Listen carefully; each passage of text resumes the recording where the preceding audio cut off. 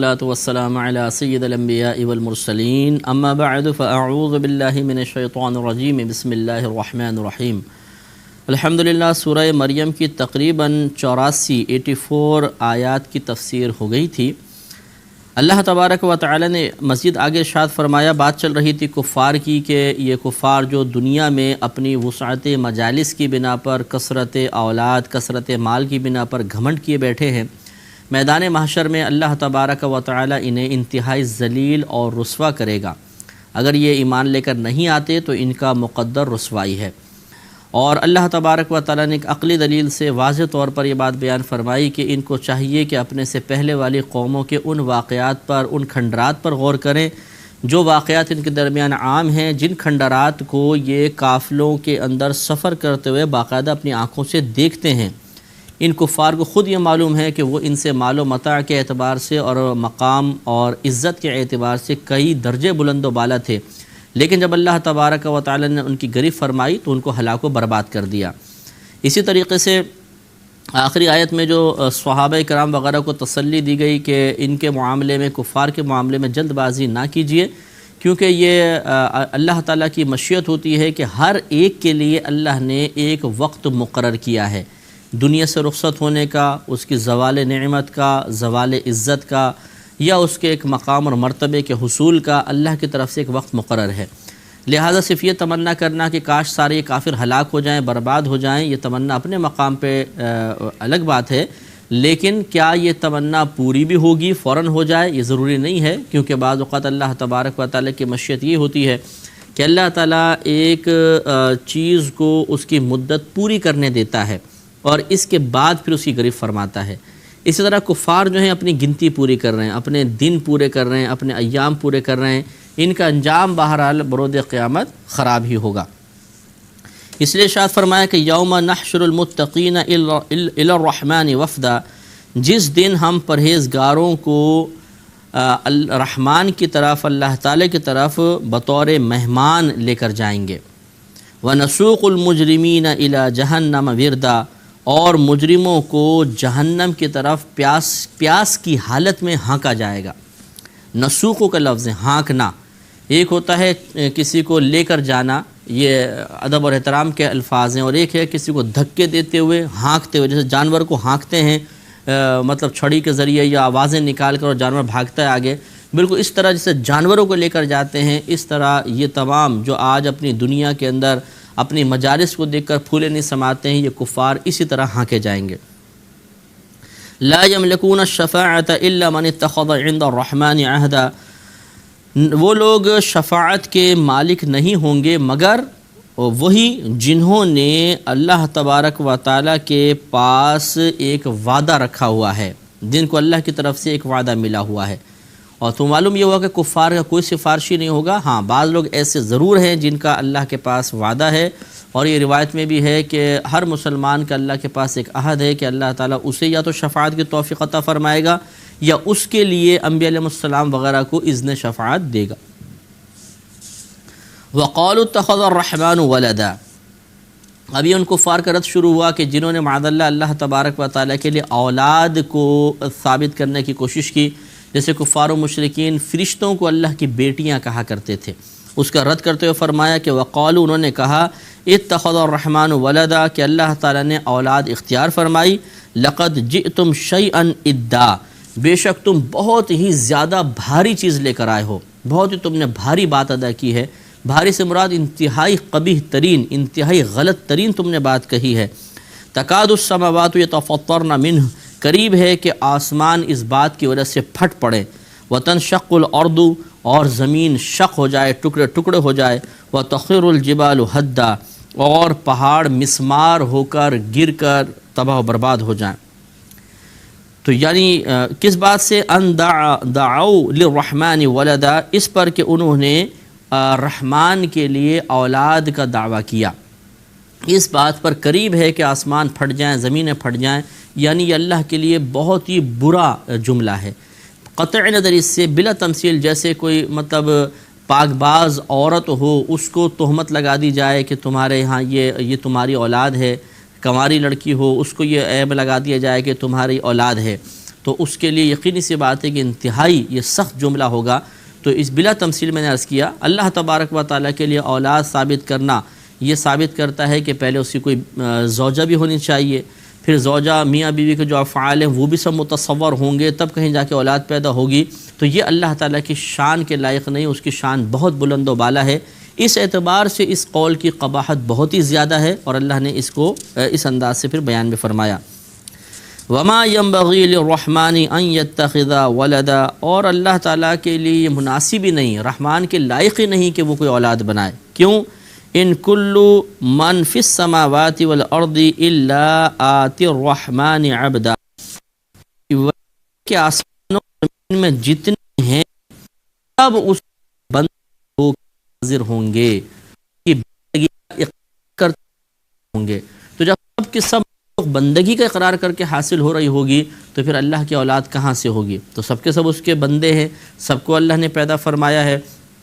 تو سب کے سب چونکہ اللہ کے حضور بندے ہو کر حاضر ہوں گے، لہذا کوئی بھی ان میں سے پھر اللہ کی اولاد نہیں ہو سکتی ہے۔ لَقَدْ أَحْصَاهُمْ وَعَدَّهُمْ عَدًّا، بے شک وہ یعنی اللہ تبارک و تعالیٰ ان کا شمار جانتا ہے، اور اس نے ان میں سے ایک ایک فرد کو گن رکھا ہے، تعداد سب اللہ کو معلوم ہے۔ وَكُلُّهُمْ آتِيهِ يَوْمَ الْقِيَامَةِ فَرْدًا، اور ان میں سے ہر ایک بروز قیامت اللہ تبارک و تعالیٰ کی بارگاہ میں اکیلا حاضر ہوگا۔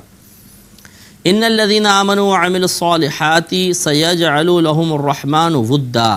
بے شک وہ جو ایمان لائے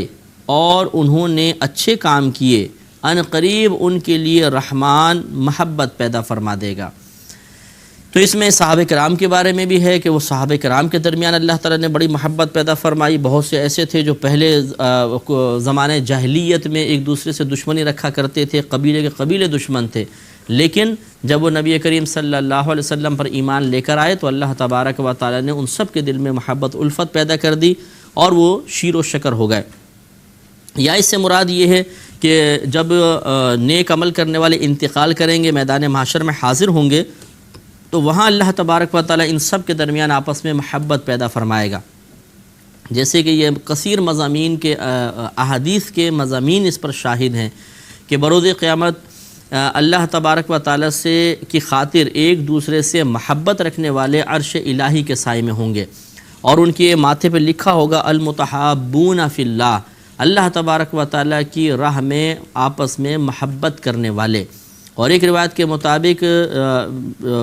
جب انبیاء علیہ السلام یعنی جب برود قیامت ہوگا تو جو اللہ کی رضا کی خاطر محبت رکھنے والے ہوں گے ان کو اللہ ایسا نور عطا فرمائے گا کہ انبیاء علیہ السلام بھی ان کو دیکھ کر رشک کریں گے۔ حالانکہ نبیوں کا بہت ہی بلند مرتبہ ہے، رشک اس وجہ سے ہوگا کہ وہ بڑے اطمینان سے بیٹھے ہوں گے، اور انبیاء علیہ السلام کو معرفت الہی اتنی زیادہ ہوگی کہ یہ معرفت الہی ان کو خوف میں مبتلا کی ہوگی، تو ان لوگوں کی بے خوفی دیکھ کر، ان کی خوشی دیکھ کر انبیاء علیہ السلام کو رشک ہوگا۔ اس بات کو مزید یوں سمجھ لیجئے کہ ایک اگر بادشاہ ہے، اس کا ایک وزیر ہے، وزیر بادشاہ کی نفسیات کو جانتا ہے کہ بادشاہ جب خوش ہوتا ہے تو انعام کے دروازے کھول دیتا ہے، لیکن ناراض ہوتا ہے تو ایک چھوٹی سی بات پہ بھی گرفت کر کے فوراً تلوار سے سر اڑا دیتا ہے، اتنا یعنی جلالی بادشاہ ہے بالفرض۔ تو اب اگر کوئی شخص محل میں داخل ہو، بادشاہ کے دربار میں آئے، بادشاہ بیٹھا ہے، اس کے ساتھ وزیر بیٹھا ہے، تو دیکھنے والا تو یہی کہے گا کہ واہ وزیر کتنے عیش میں، کیا وزیر کی شان ہے، بادشاہ کے ساتھ بیٹھا ہوا ہے۔ لیکن کوئی اس وزیر سے جا کر پوچھے کہ اس کی حالت کیسی ہے، وہ ہر لمحہ یہ خوف محسوس کر رہا ہوگا کہ کب بادشاہ ناراض ہوتا ہے، کب وہ تلوار نکال کے میری گردن اڑا دے گا۔ تو بلا تمثیل میں عرض کر رہا ہوں، اسی طریقے سے معاملہ ہے کہ ہمیں چونکہ اللہ تعالیٰ کی اتنی معرفت حاصل نہیں ہے تو ہمارا خوف خدا بھی کم درجے کا ہے۔ انبیاء علیہ السلام کو اللہ کی معرفت بہت زیادہ ہے، وہ اللہ کی بے نیازی کو جانتے ہیں، اس وجہ سے بروز قیامت وہ نفسا نفسی کے مطلب یہ کہ اپنی وہ ان کو فکر ہوگی اور ایک مطلب پریشانی کے سے عالم میں ہوں گے اس معرفت کی وجہ سے، نہ یہ کہ معاذ اللہ کوئی اعمال کے کا معاملہ ایسا ہوگا، وہ تو نبی ہیں، بخشے بخشائے ہیں، سیدھے ضرور جنت کے اندر جائیں گے۔ اس وجہ سے انبیاء علیہ السلام کو بھی مطلب یہ کہ خوف ہوگا اس معرفت الہی کی بنا پر۔ کتاب انزلناه الیک مبارک لیدبروا آیاته ولیتذکر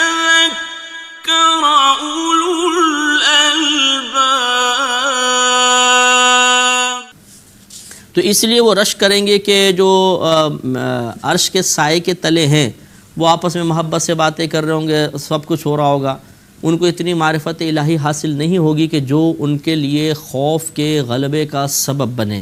تو اس وقت پھر انبیاء علیہ السلام جو ہے انہیں دیکھ کر ایک طرح کا رشک کریں گے۔ تو رشک اس لیے نہیں ہوگا کہ ان کے درجات بلند ہیں ہمارے کم ہیں، بلکہ اس وجہ سے کہ یہ معرفت الہی کی کمی کی بنا پہ کم از کم کتنے بے خوف ہیں، انہیں خوف بالکل بھی نہیں ہے، اور ہمارا خوف کے معاملے میں یہ عالم ہے۔ بالکل بلا تمثیل جیسے سمجھ لیجئے، وہی جیسے مثال دی کہ وہ وزیر بادشاہ کے ساتھ بیٹھا ہو، دیکھنے والے اسے سمجھ رہے ہو کتنا خوش قسمت ہے، اور وہ وزیر غریبوں جو آ کے اپنی حاجت پیش کر رہے ہوں، بادشاہ خوش ہو کے ان کو انعام دے کر رخصت کر رہا ہے، وزیر ان کو دیکھ کے رش کر رہا ہو کہ یہ دیکھو کیسے یہ بالکل ان کو کوئی خوف نہیں، کوئی غم نہیں، اور میں یہاں بیٹھا ہوا مسلسل بادشاہ کی وجہ سے خوف زدہ ہوں۔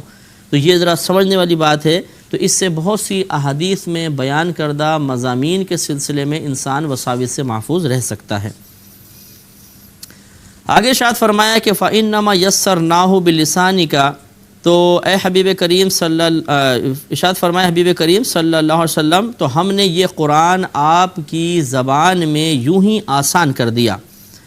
یعنی بالکل اس کو یہ بیان کرنے کے اعتبار سے آسان، سمجھانے کے اعتبار سے آسان، سمجھنے کے اعتبار سے آسان۔ کیوں کر دیا؟ لِتُبَشِّرَ بِهِ الْمُتَّقِينَ، تاکہ آپ اس کے ذریعے متقین کو خوشخبریاں عطا فرمائیں، وَتُنذِرَ بِهِ قَوْمَ اللُّدَّ، اور جھگڑا لو قوم کو اس سے ڈر سنائیں۔ تو یہ ہے قرآن عظیم کے بہت سے بنیادی مقاصد میں سے ایک مقصد کہ اللہ تعالیٰ نے اس میں خوشخبریاں بیان کی ہیں، وعیدات بھی بیان کی ہیں۔ خوشخبریاں ان لوگوں کے لیے ہیں جو نیک اعمال کر رہے ہیں اور صاحب ایمان لوگ ہیں، اور وعیدیں ان لوگوں کے لیے ہیں جنہوں نے کفر اختیار کیا اور برے اعمال کو اختیار کیا۔ لہذا قرآن عظیم کو خوشخبری سنانے کے لیے ہمیں سنانا چاہیے، اور وعیدیں بیان کر کے لوگوں کے دل میں خوف پیدا کرنے کی کوشش کرنی چاہیے۔ تو اس طریقے سے ہم قرآن کے بنیادی مقاصد کو پورا کر سکتے ہیں۔ وَكَمْ أَهْلَكْنَا قَبْلَهُمْ مِنْ قَرْنٍ، اور ہم نے اس سے پہلے کتنی ہی قوموں کو ہلاک کر دیا۔ هَلْ تُحِسُّ مِنْهُمْ مِنْ أَحَدٍ أَوْ تَسْمَعُ لَهُمْ رِكْزًا، تو کیا تم ان میں سے کسی کو دیکھتے ہو یا ان میں سے کسی کی بھی کوئی معمولی سی آواز بھی سنتے ہو؟ یہ پھر کفار کو ہلا کر رکھ دیا گیا کہ اگر تم اپنی بڑی نعمتوں پہ گھمنڈ کر رہے ہو، اپنی طاقت پر اترا رہے ہو، تو کہ جو پچھلی قومیں تھیں تم مانتے ہو کہ ان پر عذاب نازل ہوا، اب ان کو تم ملاقات یا ان کی کوئی سرساہٹ بھی تم سنتے، ان کا نام نشان مٹا، ہمارا بھی اگر اللہ تعالیٰ چاہے تو نام و نشان مٹا سکتا ہے۔ یہاں تک ہماری الحمدللہ سورہ مریم کا اختتام ہوا، اور اب سورہ طٰہٰ شروع ہوگی۔ سورہ طٰہٰ یہ مکی صورتوں میں سے ایک ہے۔ میں بار بار آپ کی خدمت میں ہر دفعہ عرض کر ہی دیتا ہوں کہ مکی صورتیں وہ صورتیں ہیں جو ہجرت نبوی صلی اللہ علیہ وسلم سے پہلے نازل ہوئیں، اور مدنی صورتیں یا مدنی آیات انہیں کہتے ہیں جو ہجرت نبوی صلی اللہ علیہ وسلم کے بعد نازل ہوئی تھیں۔ تو سورہ طٰہٰ کے اندر تقریباً 135 آیات ہیں انشاءاللہ، اور 8 رکوع پر یہ مشتمل ہے۔ اب اس کی ہمارے تفسیر شروع ہوگی، اور آج سے ہم اس کا آغاز کریں گے۔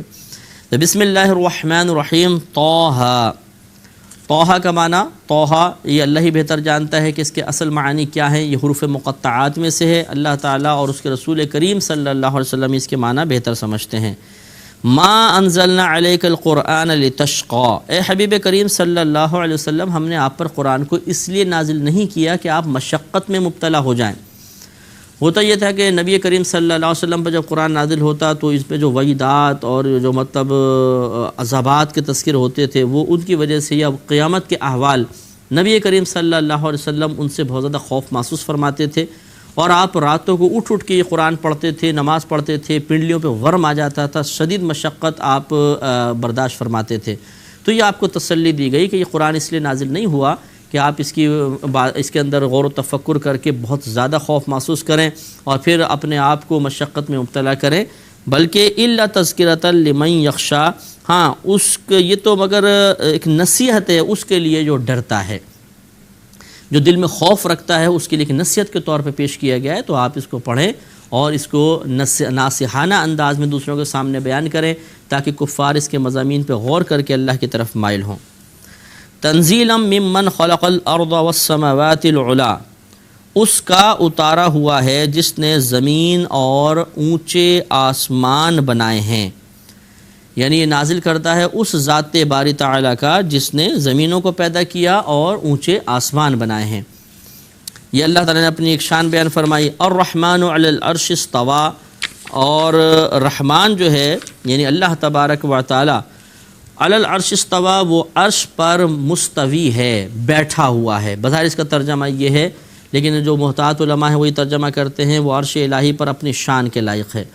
یاد رکھیے کہ اللہ تبارک و تعالی اپنی ذات کے اعتبار سے کہاں ہیں، کس طرح کا ہے، اس پر غور و تفکر کرنے سے نبی کریم صلی اللہ علیہ وسلم نے منع فرما دیا۔ مسند امام احمد بن حنبل کی یہ روایت ہے کہ نبی کریم صلی اللہ علیہ وسلم نے فرمایا کہ اللہ تعالیٰ کی ذات کے بارے میں غور نہ کرو، اس کی صفات کے بارے میں غور کرو، اس لیے کہ عقل اللہ تعالیٰ کی ذات کا ادراک کر ہی نہیں سکتی ہے، اس کو جان ہی نہیں سکتی ہے، کیونکہ جو ذات عقل کے دائرے میں آ جائے وہ خدا نہیں، اللہ تعالیٰ کسی دائرے میں نہیں آتا۔ لہذا اللہ تعالیٰ کو ذات کے اعتبار سے جاننے کی کوشش کرنا یہ گمراہی کا سبب بن سکتا ہے۔ اللہ تعالیٰ کو ذات کے اعتبار سے، اس کی ذات کے اعتبار سے کوئی نہیں جان سکتا۔ لہذا ابھی جو ہے کہ اللہ تعالیٰ نے عرش الہی پر استوا فرمایا، تو ایسا نہیں ہے کہ معاذ اللہ وہ ہماری طرح ایک جسم اور وہ عرش الہی پر بیٹھ گیا، اس لیے کہ خود قرآن میں اللہ نے فرمایا کہ لیسا کمثلہ شیء، اللہ کی مثل کوئی شے نہیں ہے۔ تو ہم ایک تخت پر بیٹھ سکتے ہیں، اگر اللہ تعالیٰ بھی بیٹھے گا تو یہ ایک مشابہت اور مماثلت سی آ جائے گی، حالانکہ اللہ کی کوئی مثل نہیں ہوتی ہے۔ لہذا ذات کے اعتبار سے وہ کہاں ہے یہ ہم نہیں بتا سکتے، اس کو سوچتے کو بھی منع کر دیا گیا۔ ہاں صفات کے اعتبار سے کہہ سکتے ہیں کہ اللہ تعالیٰ اپنے علم اور قدرت کے اعتبار سے پوری کائنات کو گھیرے ہوئے ہے۔ علم کے اعتبار سے گھیرنے کا مطلب یہ ہے کہ وہ ذرے ذرے کا علم رکھتا ہے، اور قدرت کے اعتبار سے گھیرنے کا مطلب یہ ہے کہ اللہ تبارک و تعالی اس بات پر قادر ہے کہ جہاں چاہے جیسا چاہے تصرف کرے، جس کو چاہے عزت دے، ذلت دے، مال چھینے، مال عطا فرما دے، تمام چیزوں پر، ان تصرفات پر وہ قادر ہے۔ وَإِن تَجْهَرْ آگے ارشاد فرمایا کہ لَهُ مَا فِي السَّمَاوَاتِ وَمَا فِي الْأَرْضِ وَمَا بَيْنَهُمَا وَمَا تَحْتَ الثَّرَى، اسی کے لیے ہے جو کچھ آسمانوں میں ہے اور جو زمین میں ہے اور جو ان کے درمیان ہے اور جو اس گیلی مٹی کے نیچے ہے، یعنی ساتوں زمینوں کے نیچے تحت الثری کہلاتا ہے، اس سے بھی نیچے تمام چیزوں کو اللہ تعالیٰ جانتا ہے۔ انشاءاللہ مزید کلام جاری رہے گا اگلے پروگرام میں۔ وآخر دعوانا ان الحمد للہ رب العالمین۔